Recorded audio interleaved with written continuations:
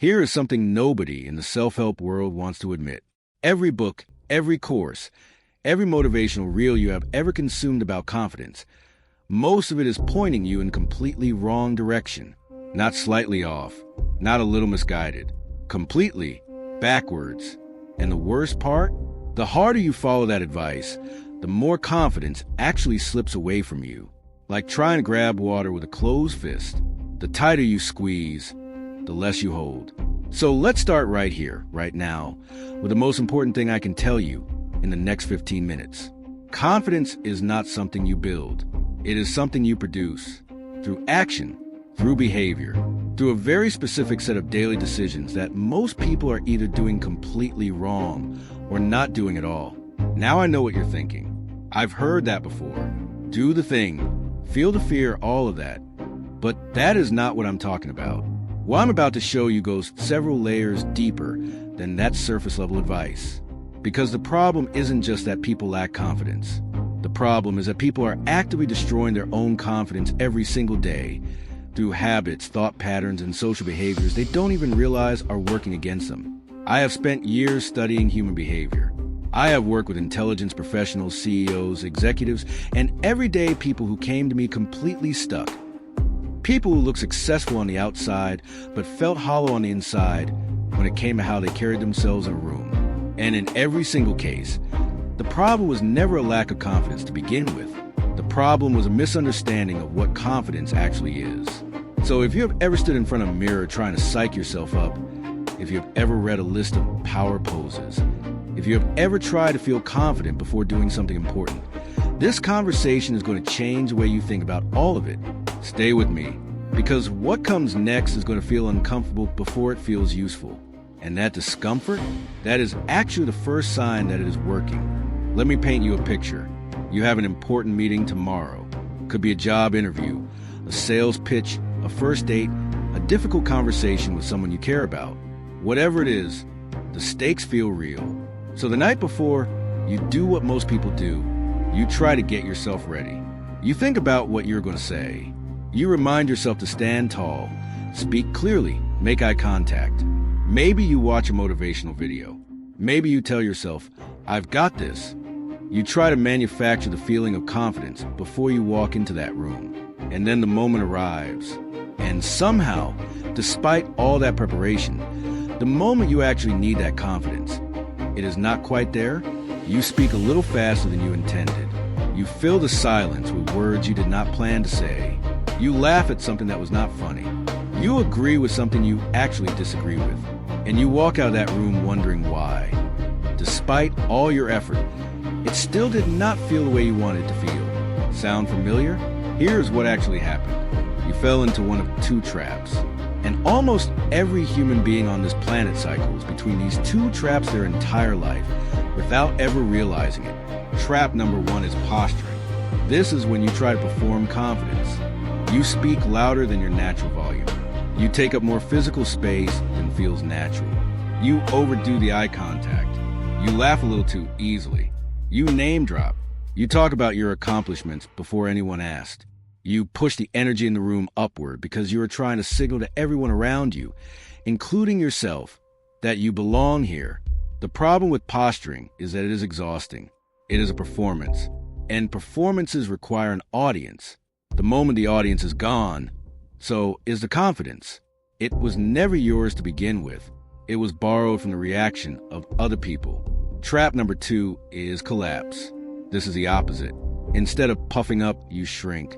You make yourself smaller so that other people feel more comfortable. You soften your opinions. You laugh off your own ideas before anyone else can criticize them. You say sorry more than you say anything else. You pre-apologize for taking up space, for having a question, for existing in a conversation. And here's the painful truth about collapse mode. It feels like humility. It feels like being considerate. It feels like not being a burden. But underneath all of that, it is still fear. It is a fear of being judged, dismissed, or rejected, dressed up in the costume of politeness. Both traps, posturing and collapse, have the exact same root cause. And that root cause is something most people never examine. Until now, every time you walk into a room, your brain does something automatic. It scans. It measures. It ranks. Who is in charge here? Who has more status? Am I above or below the people in this space? Do I need to perform for them, or can I relax around them? This happens in milliseconds. You do not choose it. You do not control it consciously. It is hardwired into the human brain from thousands of years of social survival. In ancient tribal communities, knowing your place in the hierarchy was literally a matter of life and death. But here's the problem. We are no longer in ancient tribal communities. We are in offices and coffee shops and dinner tables and social media comment sections. And that ancient wiring is now working against us in a massive way. Because the moment your brain starts measuring hierarchy, the moment you start asking, am I above or below this person, you've already stepped out of confidence and into something else entirely. You have stepped into status competition. And status competition is the single most confidence-destroying game you can play, because it is a game with no finish line. There will always be someone richer, more successful, better looking, more well-connected, more accomplished. Always. If your sense of confidence depends on where you rank against other people, you will spend your entire life chasing a finish line that moves every single time you get close to it. Now here is where it gets even more interesting. This is not an accident. The two core goals of modern advertising, and I mean this literally, this is what the industry is built on, are first, to make you compare yourself to other people, and second, to make you feel like you are not enough. Those two goals working together create a permanent psychological gap inside of you, a gap that you will spend money trying to fill, a gap that makes you easier to market to, easier to sell to, and ultimately, easier to control. Think about the last time you scrolled through your phone and felt genuinely, completely at peace with exactly who you are and exactly where you are in life. Hard to remember, right? That is not a coincidence.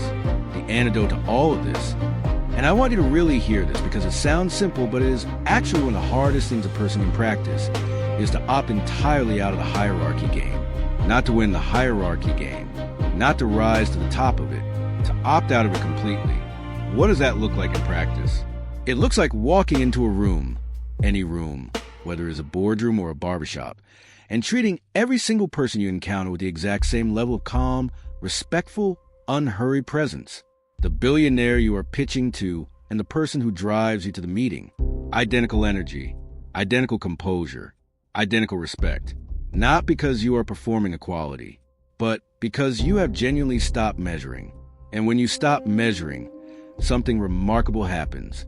You stop needing the measurement to tell you how to feel, and that right there is where real confidence lives. So if confidence is not a feeling you manufacture, and it is not a rank you achieve, what actually is it? Here's the answer. And this is the part most people get completely backwards.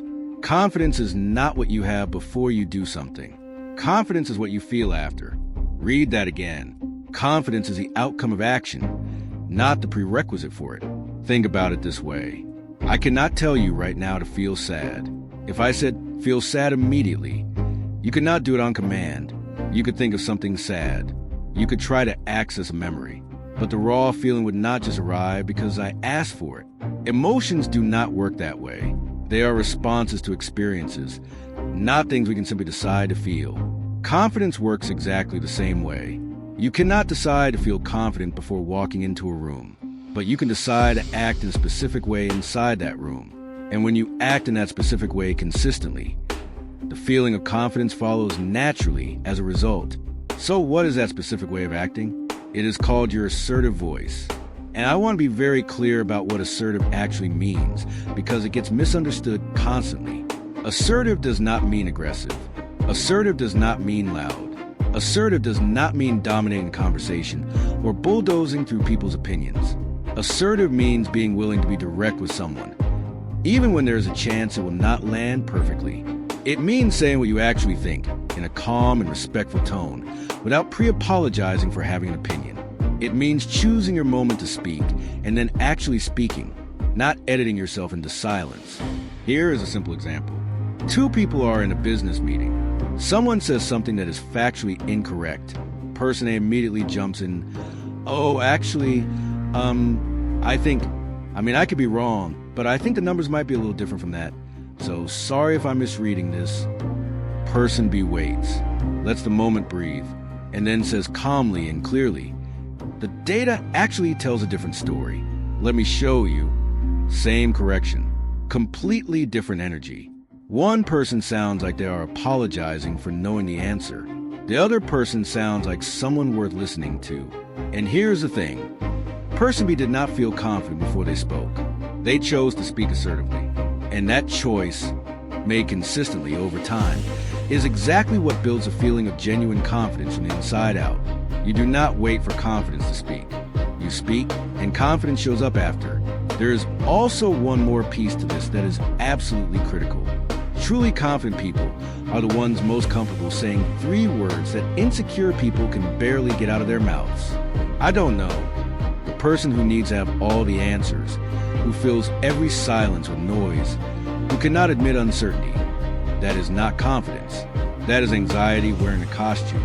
Real confidence includes the total comfort saying, "I don't have that answer, but I'll find out." Because that kind of honesty makes you sound more credible, more real, and more trustworthy than any amount of performed certainty ever could. Let's talk about something so small that most people completely overlook it. But this small thing, this one tiny habit, is quietly eroding your confidence every single day, drop by drop, like water slowly wearing down stone. Over-apologizing. Now, before you say, "I don't really do that," let me give you a few examples and see if any of them sound familiar. "Hey, so sorry I'm just now getting back to you. Sorry to bother you. I just have a quick question. I'm so sorry I can't make it. Sorry, this might be a dumb idea, but I don't mean to interrupt. Sorry, but..." If any of those landed, if you felt a small recognition reading those phrases, then this section is for you. Here is the deeper problem with over-apologizing that goes beyond just sounding unconfident. Every time you apologize for something that is not actually a mistake, you are sending a message to your own brain. You are telling your subconscious, "I am an inconvenience. My presence requires justification. I need to make myself smaller to be acceptable to other people." And your brain believes you. It does not fact-check your behavior. It absorbs it. So over time, the habit of over-apologizing does not just affect how others see you. It fundamentally reshapes how you see yourself. It corrodes your sense of self-worth from the inside, slowly, invisibly, and very effectively. So what is the alternative? Gratitude language. Instead of "sorry I'm late," say, "Thank you for your patience." Instead of "sorry for the delayed reply," say, "Thank you for giving me the time to think this through." Instead of "sorry to bother you," say, "I appreciate you taking a moment for this." Notice what happens when you make this switch. You are no longer framing yourself as a problem that needs to be forgiven. You are framing the other person as someone generous enough to give you their time. You are positioning the interaction as a positive exchange rather than an imposition. And here's the hidden bonus. When you tell someone, "Thank you for your patience," their brain automatically confirms, "Yes, I am patient." They feel good about themselves. They feel good about the interaction. And they feel good about you. Gratitude language does not just protect your confidence. It actively builds goodwill in every conversation you have. It is one of the simplest, most immediate behavioral changes you can make. And the results show up almost instantly once you start paying attention. Start today, just for one day. Notice every time you are about to say sorry for something that is not actually a mistake. Catch it, replace it with a thank you, and watch what shifts, both in how others respond to you and how you feel about yourself by the end of the day. Here is a question worth sitting with for a moment. When you walk away from a conversation with someone who is genuinely confident, how do you feel? If that person's confidence was real, the answer is almost always the same. You feel better. You feel calmer. You feel like you can handle whatever is in front of you. There is something about being in the presence of a truly grounded person that transfers, like warmth from a fire. Now think about someone whose confidence was performed, artificial, loud, status-driven. How did you feel after that conversation? Most people feel smaller, a little drained, maybe slightly irritated without knowing exactly why. Because artificial confidence is not actually confidence at all. It is dominance behavior. And dominance behavior is designed, consciously or not, to establish hierarchy, to make the other person feel lesser. so the performer can feel greater. This is a fundamental difference between confidence that lifts a room and confidence that shrinks it. Real confidence is contagious in the best possible way. When you are genuinely calm, genuinely secure, genuinely comfortable in your own skin, other people around you start to relax too. Their shoulders drop a little. Their breathing slows slightly. The tension in the room reduces. And suddenly, everyone in that conversation is operating from a slightly more grounded, open, clear-headed place. Think about the leaders, teachers, or mentors in your life who made you feel like you could do more than you thought you could. I would bet that most of them were not the loudest person in the room. They were probably the calmest, the most unhurried, the ones who listened as much as they spoke, the ones who made you feel like what you said actually mattered. That is contagious confidence. And it is one of the most powerful tools of influence that exists. More powerful than authority, more powerful than expertise, more powerful than any persuasion technique you could ever learn. Because when your confidence is genuine, it does not compete with the people around you. It elevates them. And people who feel elevated by your presence will trust you, follow you, and come back to you every single time. So, how do you actually build this in real life? Not as a concept, not as something you understand intellectually, but as something that lives in your body, in your behavior, in the way you physically move through the world every single day. The answer is composure. And composure is not a personality trait. It is a practice. It is a skill. And like every skill, it gets stronger the more deliberately you work on it. Here is what composure looks like in its most practical form. It is slowness, not laziness, not disengagement. Deliberate, intentional physical slowness. The speed at which you move, turn your head, respond to a question, reach for your coffee. All of it communicates something to everyone around you. Fast, reactive movement signals anxiety. Slow, deliberate movement signals security. Think about the people in your life who feel the most powerful, the most settled. Chances are they do not rush. They do not snap their head around when someone calls their name. They turn, slowly, calmly, like someone who has nowhere else to be and nothing to prove. That is composure. And you can practice it starting in the most ordinary moments of your day. The barista calls your name. Turn slowly. Someone asks you a question in a meeting. Pause, breathe, then answer. You get an uncomfortable text. Put your phone down. Give yourself 30 seconds before you respond. These tiny moments of deliberate slowness are the training ground for composure under real pressure, because your nervous system does not separate the low-stakes moments from the high-stakes ones. Every time you choose calm over reactive in a small moment, you're literally training your brain to choose calm in the moments that matter most. Here's a practice I want you to add to the end of every day. It takes less than 2 minutes. Before you sleep, ask yourself one question. On a scale of 1 to 10, how composed was I today? Not how confident did I feel? Not how successful was I? How composed? Did I move with intention, or did I rush? Did I react immediately, or did I choose my responses? Did I treat the person with the most power in my day the same way I treated the person with the least? Rate yourself honestly. No judgment, just observation. Over time, that daily check-in becomes a compass. You start to notice your patterns. You start to catch yourself mid-reaction. You start to feel the difference between the composed version of you and the reactive version. And slowly, steadily, that composed version becomes your default. This is not a dramatic transformation. It is a quiet one. But quiet transformations are the ones that actually. Let me bring this all the way home. Everything we have talked about today points to one central truth that I want you to carry with you long after this video ends. Confidence is not a state you achieve. It is not a level you unlock. It is not something the right outfit or the right morning routine or the right motivational quote gives you.